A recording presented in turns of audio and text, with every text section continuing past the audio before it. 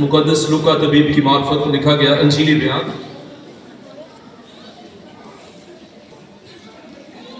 पहला बाब और उसकी 26वीं आयत से हम तलावत करेंगे। 26वीं आयत से खुदा के मुक़द्दस पाक कलाम में लिखा है, छठे महीने में जिब्राइल फरिश्ता खुदा की तरफ से गलील के एक शहर में जिसका नाम नासरत था, एक कुंवारी के पास भेजा गया जिसकी मंगनी दाऊद के घराने के एक मर्द यूसुफ नाम से हुई थी और उस कुंवारी का नाम मरियम था। और फरिश्ता ने उसके पास आकर अंदर आकर कहा, सलाम तुझको जिस पर फज़्ल हुआ है, खुदावंद तेरे साथ है। वो इस कलाम से बहुत घबरा गई और सोचने लगी कि ये कैसा सलाम है। फरिश्ता ने उससे कहा, ऐ मरियम खौफ न कर, क्योंकि खुदा की तरफ से तुझ पर फज़्ल हुआ है और देख तू हमला होगी और तेरे बेटा होगा, उसका नाम यीशु रखना।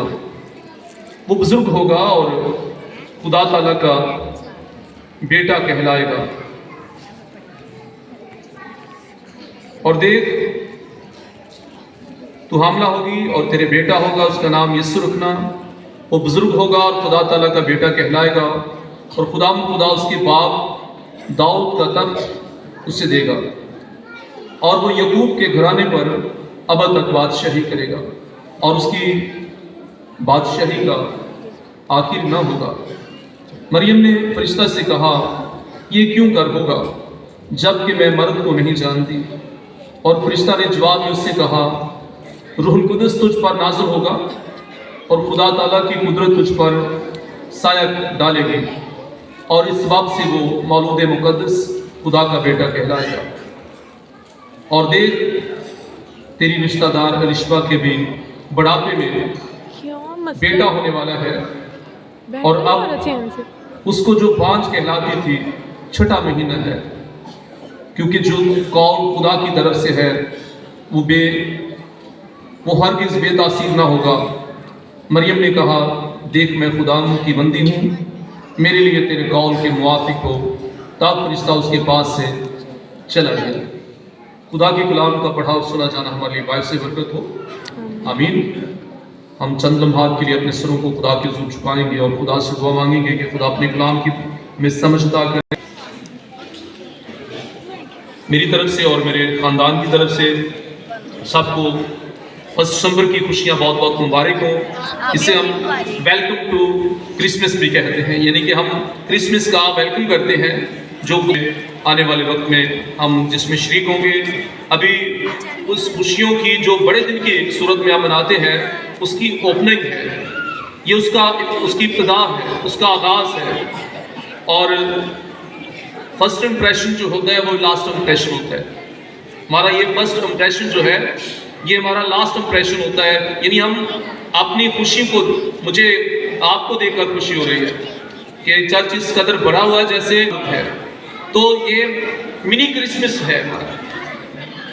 आप यहाँ से हमारी खुशियाँ जब आगाज़ हो रहा है तो हम उस बड़ी खुशी की तरफ बढ़ने के लिए हम पहला कदम उठा रहे हैं।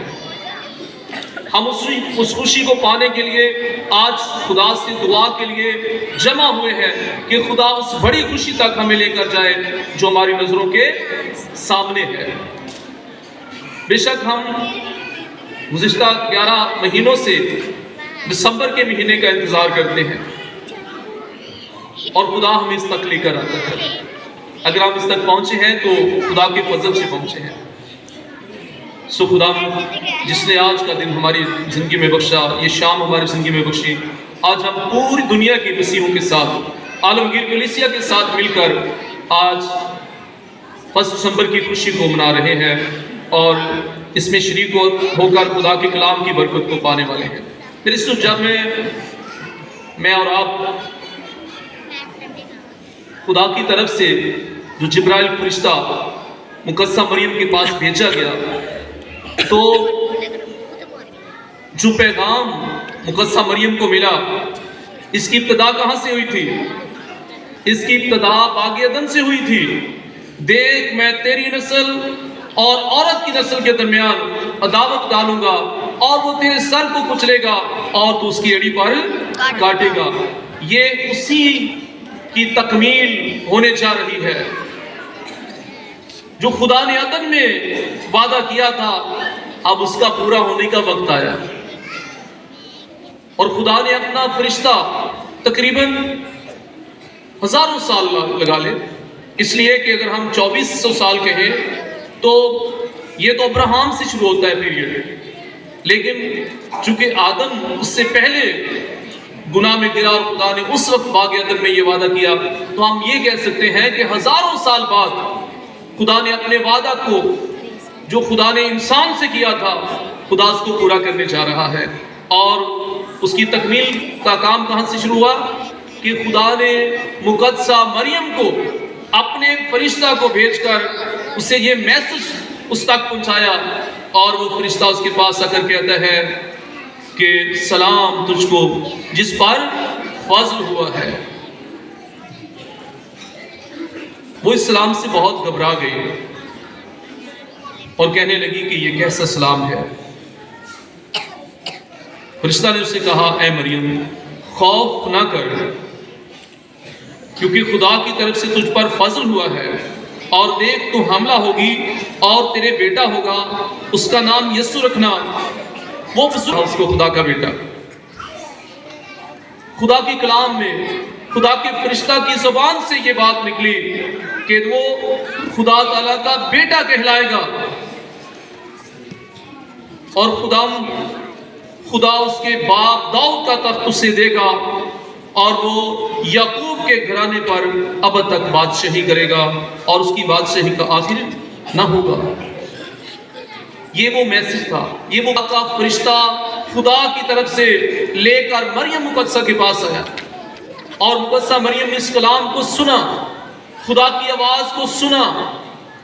खुदा ने जो कहा उसने अब उस तक पहुंच गया वो पैगाम। अब देखिए मुकद्दसा मरियम इसके बाद क्या कहती है। मरियम ने फरिश्ता से कहा, ये क्यों कर होगा जबकि मैं मर्द को नहीं जानती। ये कहना उसका हक था।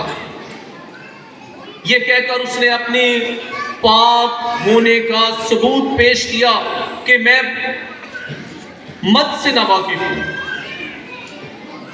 और यही कंवारी के होने का ये सबसे बड़ा निशान होता है कि जब औरत मर्द से नावाकिफ हो वो कंवारी होती है।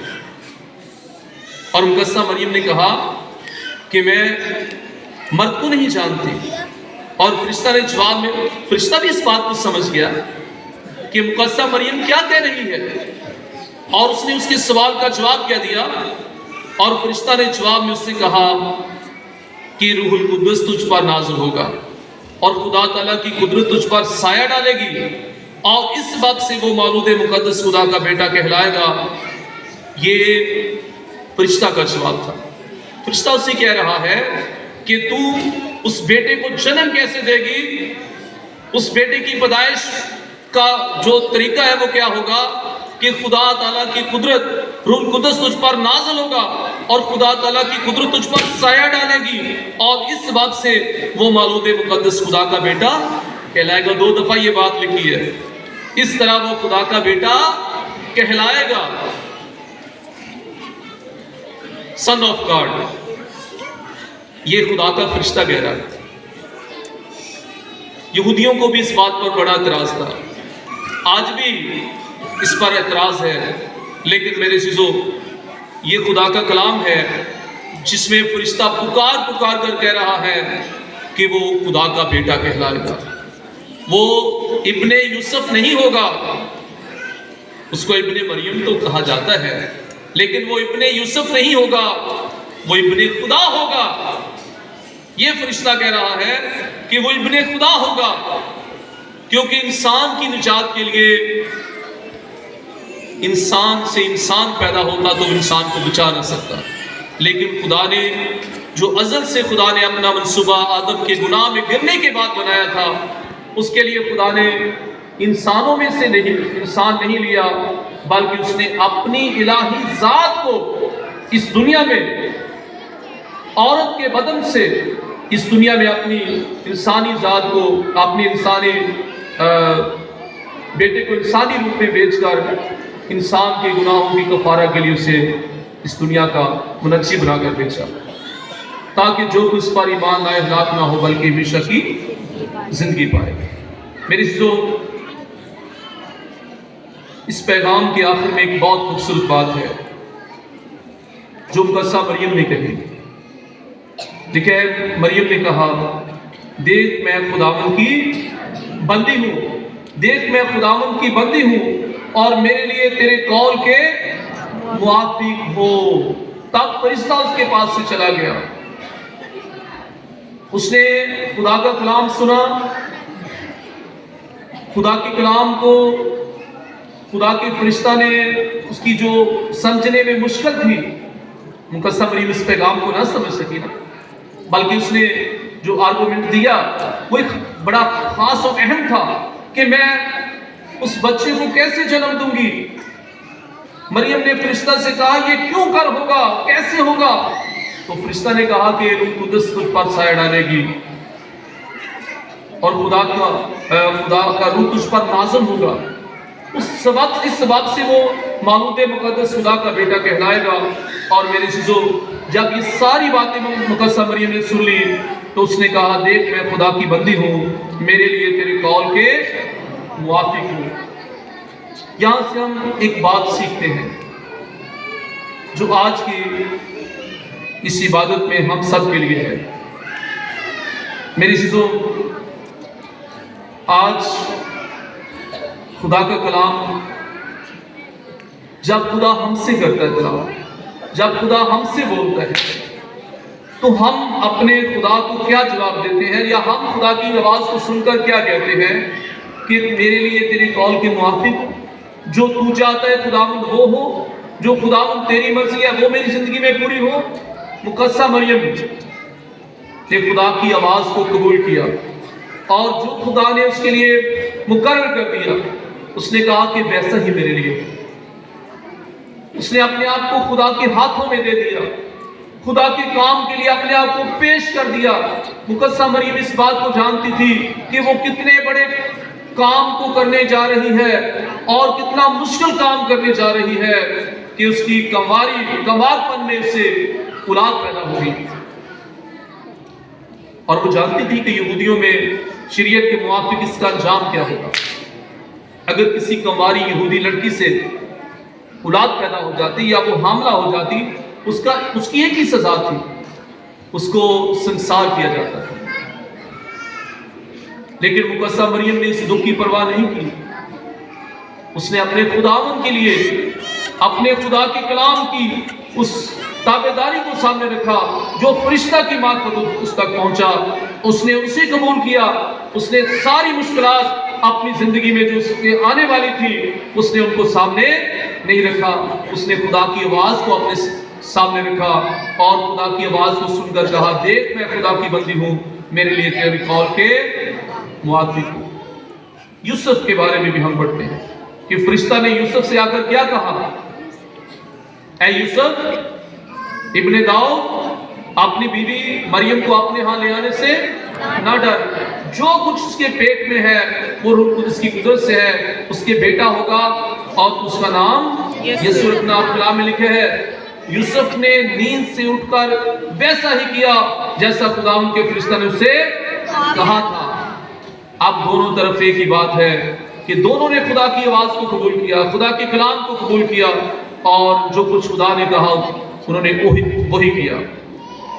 तो मेरी चीज़ों, हम बड़े दिन की खुशियों को जब सेलिब्रेट करते हैं, जब बड़े दिन की खुशियों का आगाज़ करते हैं, तो हमें एक बात अपने आप से पूछनी है कि क्या मैंने खुदा की आवाज़ को सुनकर कबूल किया है? जो खुदा ने मुझसे कहा गुज़िश्ता इस साल के महीनों में, जो खुदा ने मुझसे कहा, क्या अब तक मैंने उसको किया है? मेरी चीज़ों, हम पूरा साल खुदा की आवाज़ को सुनते हैं। और बड़े दिन की जो अहमियत है वो इस बात में है कि हम खुदा की आवाज़ को सुनकर उसको कबूल कर लें,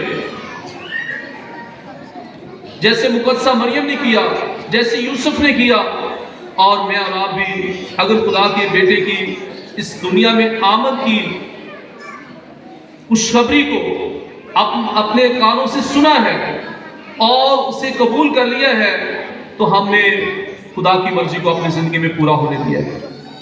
अगर हमने खुदा की आवाज़ को सुना है और उसे कबूल नहीं किया, उस पर अमल नहीं किया, जो खुदा ने कहा हमने वो नहीं किया, तो हम अभी तक हमें इस बात की ज़रूरत है कि पहले हम खुदा की मर्जी को पूरा करें, फिर हम बड़े दिन की खुशियों की को मनाने के लिए अपने आप को इन खुशियों में शामिल करें। आज मैं एक मैसेज सुन रहा था, तो वो खुदा का खादम बता रहा था कि हम बड़ा दिन मनाते हैं कुछ रवायती तौर से, रवायती तरीके से। यानी हमें पता है कि 1 दिसंबर की इबादत होनी है, फिर इसके बाद बड़े दिन के प्रोग्राम हो रहे हैं और हमने इसमें शामिल होना है। बहुत सारी चीज़ें हमारी सिर्फ रवायती तौर पर रह गई है, हम इनको रवायती तौर पर मनाते हैं, लेकिन इसकी हकीकी खुशी सिर्फ उन लोगों को मिलती है जो खुदा के कलाम को सुनते हैं, खुदा के कलाम को दिल में रख लेते हैं, खुदा के कलाम को कबूल कर लेते हैं और खुदा के कलाम को अपनी जिंदगी में पूरा होने देते हैं। मेरे जो क्रिसमस की खुशियाँ उनकी होती हैं। बाकी लोग सिर्फ जज्बाती और थोड़े वक्त की खुशियाँ हासिल करते हैं। वो सिर्फ उनकी खुशी क्या होती है? नए कपड़े पहनना। उनकी खुशी क्या होती है? अच्छे अच्छे खाने खा लेना, घूम फिर लेना। उनकी खुशी सिर्फ ये होती है। लेकिन जो खुदा की आवाज़ को सुनकर उसे अपनी ज़िंदगी में कबूल कर लेते हैं, उनकी खुशी ना तो एक दिन की होती है, उनकी खुशी ना तो ख़त्म होने वाली होती है, बल्कि उनकी खुशी हर रोज़ उनकी ज़िंदगी में होती है और वो खुशी के साथ हर दिन अपना गुजारते हैं। और कभी वो ये नहीं सोचते कि बड़े दिन पर उनकी खुशी बढ़ नहीं जाती और दूसरे दिनों में उनकी खुशी कम नहीं होती। वो हमेशा ही खुश रहते हैं, वो हमेशा ही खुश रहते हैं। और ये खुशी मुकद्दसा मरियम को मिली, ये खुशी यूसुफ को मिली, ये खुशी चरवाहों को मिली, ये खुशी मजूसियों को मिली। और आज हमने देखना है क्या ये खुशी हमको भी मिली है? आज अपने आप से ये सवाल करें कि क्या ये खुशी हमको भी मिली है? हम जिन खुशियों का आगाज कर रहे हैं, अगर वो खुशी हम में मौजूद ही नहीं है तो वो खुशी हमें हासिल कैसे होगी? उस खुशी को हम हकीकी तौर पर कैसे मना सकेंगे अगर वो खुशी हम में है नहीं? वो खुशी कब आएगी? जब हम खुदा के कलाम को सुनेंगे, खुदा की आवाज़ को कबूल करेंगे, खुदा के कलाम को दिल में रखेंगे, खुदा के कलाम के मुताबिक जिंदगी गुजारेंगे, तो हमारी खुशियाँ हमेशा कायम रहेगी।